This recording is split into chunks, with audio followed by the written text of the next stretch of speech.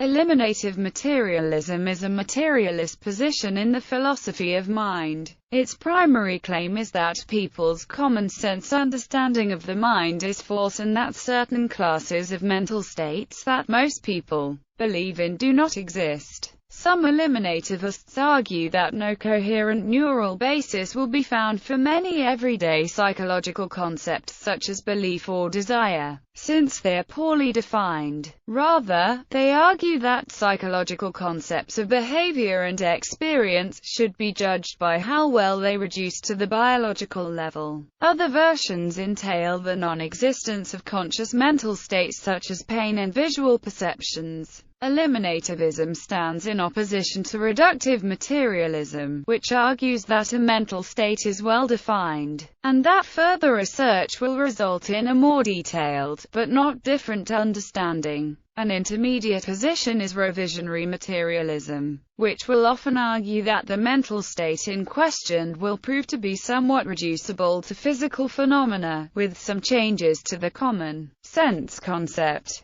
Eliminativism about a class of entities is the view that that class of entities does not exist. For example, materialism tends to be eliminativist about the soul. Modern chemists are eliminativist about phlogiston, and modern physicists are eliminativist about the existence of luminiferous ether. Eliminative materialism is the relatively new idea that certain classes of mental entities that common sense takes for granted, such as beliefs, desires, and the subjective sensation of pain, do not exist. The most common versions are eliminativism about propositional attitudes, as expressed by Paul and Patricia Churchland, and eliminativism about qualia, as expressed by Daniel Dennett and George Ray. These philosophers often appeal to an introspection illusion, since eliminative materialism claims that future research will fail to find a neuronal basis for various mental phenomena. It must necessarily wait for science to progress further. One might question the position on these grounds, but other philosophers like Churchland argue that eliminativism is often necessary in order to open the minds of thinkers to new evidence and better explanations. Overview. Various arguments have been put forth both for and against eliminative materialism over the last 40 years.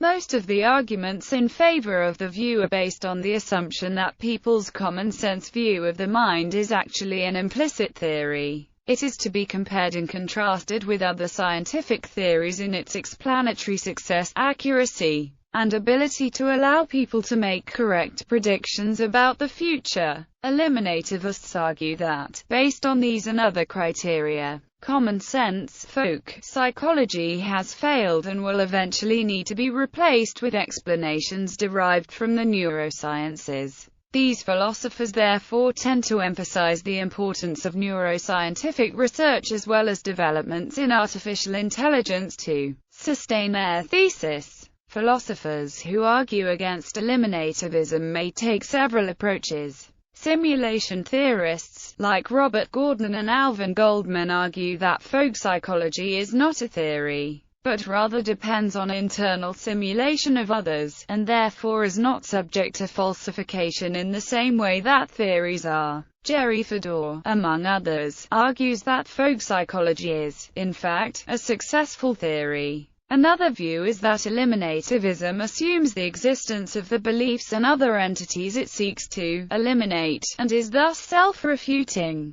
Eliminativism maintains that the common-sense understanding of the mind is mistaken, and that the neurosciences will one day reveal that the mental states that are talked about in everyday discourse, using words such as intend, believe, desire, and love, do not refer to anything real. Because of the inadequacy of natural languages, people mistakenly think that they have such beliefs and desires. Some eliminativists, such as Frank Jackson, claim that consciousness does not exist except as an epiphenomenon of brain function. Others, such as George Ray, claim that the concept will eventually be eliminated as neuroscience progresses. Consciousness and folk psychology are separate issues, and it is possible to take an eliminative stance on one but not the other. The roots of eliminativism go back to the writings of Wilfrid Sellars, W.V. Quine, Paul Feyerabend, and Richard Rorty. The term eliminative materialism was first introduced by James Cornman in 1968 while describing a version of physicalism endorsed by Rorty. The later Ludwig Wittgenstein was also an important inspiration for eliminativism, particularly with his attack on private objects as grammatical fictions. Early eliminativists such as Rorty and Feyerabend often confused two different notions of the sort of elimination that the term eliminative materialism entailed. On the one hand, they claimed, the cognitive sciences that will ultimately give people a correct account of the workings of the mind will not employ terms that refer to common-sense mental states like beliefs and desires. These states will not be part of the ontology of the mature cognitive science. But critics immediately countered that this view was indistinguishable from the identity theory of mind. Quine himself wondered what exactly was so eliminative about eliminative materialism after all. On the other hand, the same philosophers also claimed that common-sense mental states simply do not exist.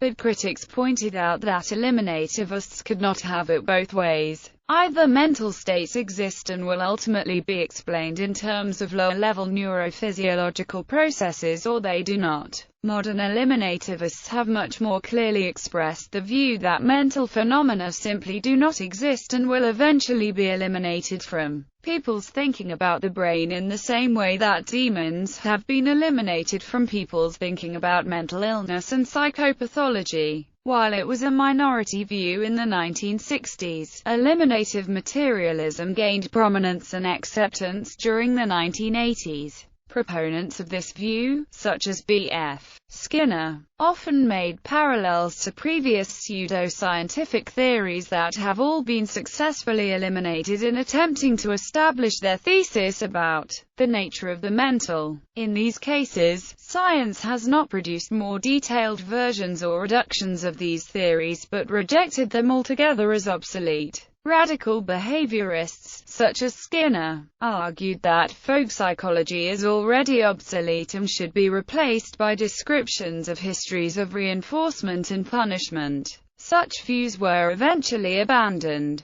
Patricia and Paul Churchland argued that folk psychology will be gradually replaced as neuroscience matures. Eliminativism is not only motivated by philosophical considerations, but is also a prediction about what form future scientific theories will take. Eliminativist philosophers therefore tend to be concerned with the data coming from the relevant brain and cognitive sciences. In addition, because eliminativism is essentially predictive in nature, different theorists can, and often do, make different predictions about which aspects of folk psychology will be eliminated from folk psychological vocabulary. None of these philosophers are eliminativists, tout court.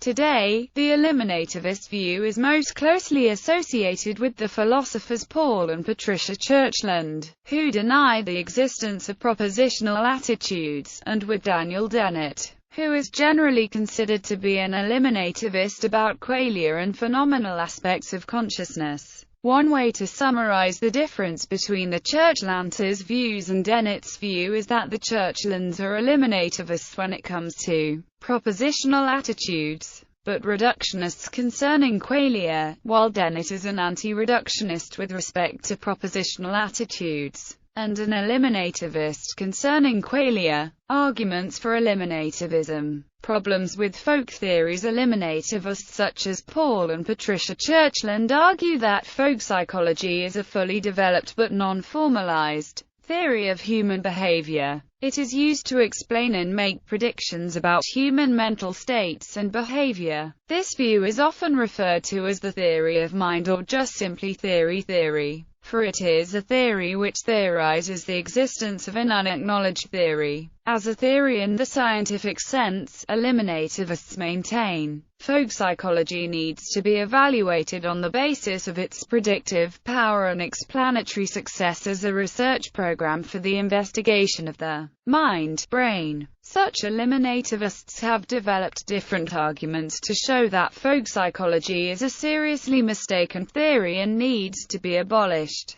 They argue that folk psychology excludes from its purview or has traditionally been mistaken about many important mental phenomena that can, and are, being examined and explained by modern neurosciences. Some examples are dreaming, consciousness, mental disorders, learning processes, and memory abilities. Furthermore, they argue, folk psychology's development in the last 2,500 years has not been significant and it is therefore a stagnating theory. The ancient Greeks already had a folk psychology comparable to modern views. But in contrast to this lack of development, the neurosciences are a rapidly progressing science complex that, in their view, can explain many cognitive processes that folk psychology cannot. Folk psychology retains characteristics of now obsolete theories or legends from the past. Ancient societies tried to explain the physical mysteries of nature by ascribing mental conditions to them in such statements as, "The sea is angry." Gradually, these everyday folk psychological explanations were replaced by more efficient scientific descriptions.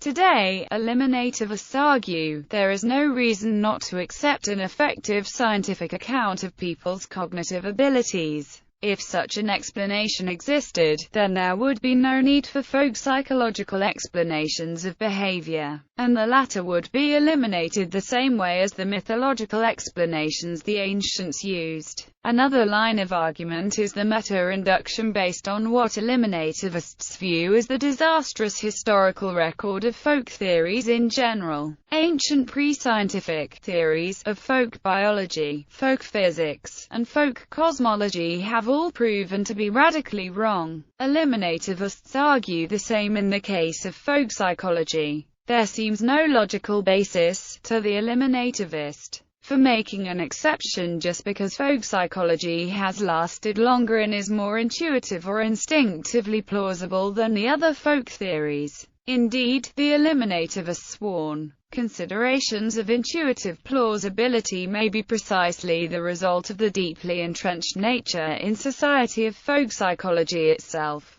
It may be that people's beliefs and other such states are as theory-laden as external perceptions and hence intuitions will tend to be biased in favor of them. Specific problems with folk psychology. Much of folk psychology involves the attribution of intentional states. Eliminativists point out that these states are generally ascribed syntactic and semantic properties. An example of this is the language of thought hypothesis, which attributes a discrete, combinatorial syntax and other linguistic properties to these mental phenomena. Eliminativists argue that such discrete and combinatorial characteristics have no place in the neurosciences, which speak of action potentials, spiking frequencies, and other effects which are continuous and distributed in nature. Hence, the syntactic structures which are assumed by folk psychology can have no place in such a structure as the brain.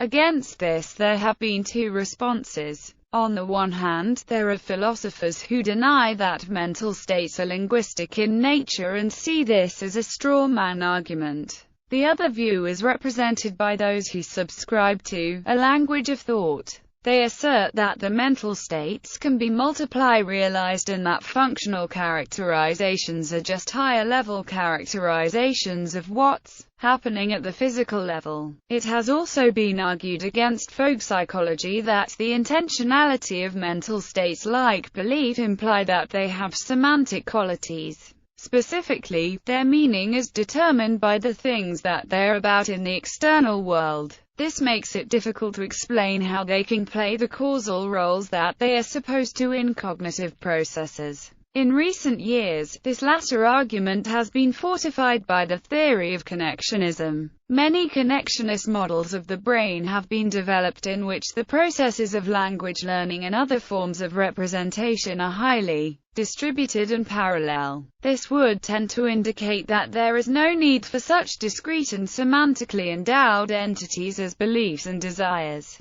Arguments against eliminativism. Intuitive reservations. The thesis of eliminativism seems to be so obviously wrong to many critics. Under the claim that people know immediately and indubitably that they have minds, that argumentation seems unnecessary. This sort of intuition pumping is illustrated by asking what happens when one asks oneself honestly if one has mental states. Eliminativists object to such a rebuttal of their position by claiming that intuitions often are mistaken. Analogies from the history of science are frequently invoked to buttress this observation. It may appear obvious that the sun travels around the Earth, for example, but for all its apparent obviousness this conception was proved wrong nevertheless. Similarly, it may appear obvious that apart from neural events there are also mental conditions. Nevertheless, this could equally turn out to be false.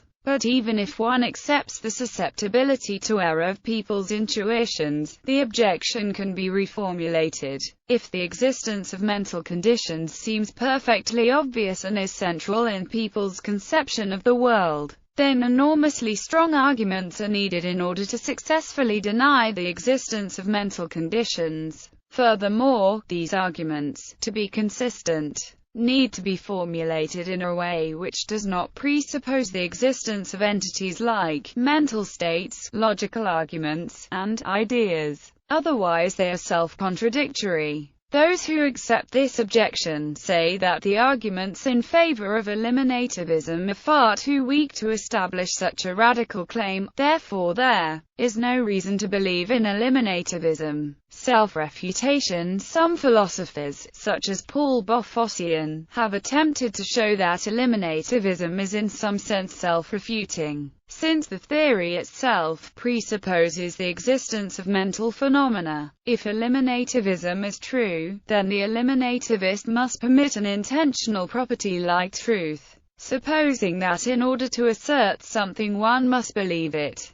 Hence, for eliminativism to be asserted as a thesis, the eliminativist must believe that it is true. If that is the case, then there are beliefs and the eliminativist claim is false. Georges Ray and Michael Devert reply to this objection by invoking deflationary semantic theories that avoid analyzing predicates like X is true as expressing a real property. They are construed, instead, as logical devices so that asserting that a sentence is true is just a quoted way of asserting the sentence itself. To say, God exists is true, is just to say, God exists. This way, Ray and Devert argue, insofar as dispositional replacements of claims, and deflationary accounts of true, are coherent. Eliminativism is not self-refuting. Qualia. Another problem for the eliminativist is the consideration that human beings undergo subjective experiences and, hence,